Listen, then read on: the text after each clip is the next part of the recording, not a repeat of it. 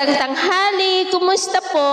Narito po ulit ang update natin para sa lagay ng ating panahon ngayong tanghali po ng September 21, 2024 na kung saan sa ngayon ay wala na po tayong binabantayan na banta ng sama ng panahon sa loob at labas ng ating area of responsibility na maaaring makaapekto dito sa ating bansa for the next 2 to 3 days. Tuluyan na po na nakalabas sa ating area of responsibility ang bagyong Igme at hindi na po ito banta sa ating bansa. Posibleng malusaw na yan sa susunod po na mga araw habang kumikilos po yan palayo.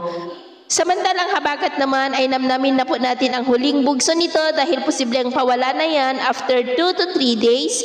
Pero sa ngayon ay nakakaapekto pa rin lalo na po dito sa Luzon hanggang bukas na lamang o Lunes. At susunod na naiihip ang easterlies o yung mainit naman na po na hangin na manggagaling dyan sa silangan at patungo na po tayo sa transition period ng amihan season. Unti-unti na po nabababa ang daloy ng malamig na hangin na manggagaling naman na po dyan sa may taas. At ito naman ay pinapakita ng forecast model nating ginagamit hanggang sa susunod na 2 linggo ay posibleng storm free po tayo dahil tutungo na tayo sa transition period.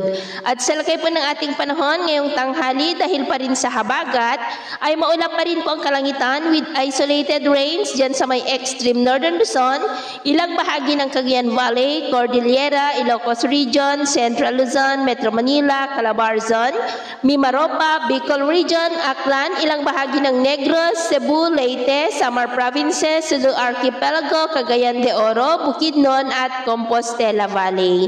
At sa susunod po na mga oras ay mas mataas ang tsansa ng mas maulap na kalangitan with isolated light to heavy rains, lalo na po dito sa malaking bahagi ng Luzon at ilang bahagi lamang ng Visayas at Mindanao. Kaya mag-ingat pa rin po tayo sa posibleng banta pa rin po ng mga pagbaha at pagguho ng lupa.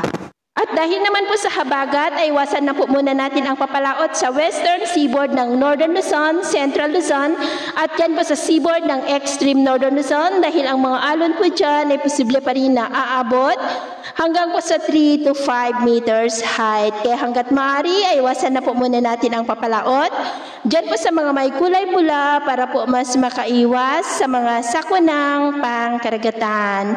So, yun po ang latest update natin sa araw na ito. Ako po muli si James na nagsasabing sa kahit anong pagsubok po na darating sa ating buhay, huwag po tayong mawawalan ng pag-asa. Thank you and God bless!